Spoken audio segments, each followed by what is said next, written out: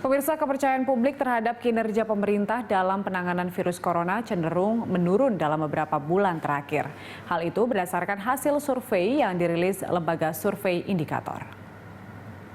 Survei kinerja ekonomi dan implikasi politiknya yang dilakukan Indikator dilakukan pada 16 hingga 18 Mei 2020.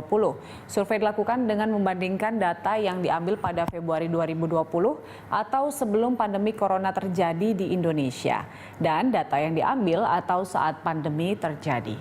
Hasil survei menunjukkan kepuasan publik terhadap pemerintah pusat menurun. Pada Februari 2020, masyarakat yang puas dengan kinerja pemerintah mencapai 70,8%, sedangkan pada Mei hanya sebanyak 56,4% saja.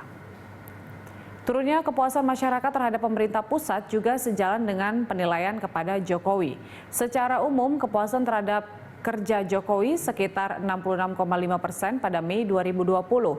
Cenderung menurun tapi tidak signifikan dibandingkan temuan Februari 2020 atau sebelum wabah virus corona yang mencapai 69,5%.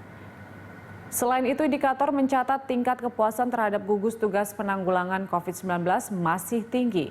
Total ada 63,7% masyarakat yang mengaku puas dengan kinerja gugus tugas. Sedangkan 24% mengaku kurang puas, 1,9% tidak puas, dan 10,4% tidak menjawab.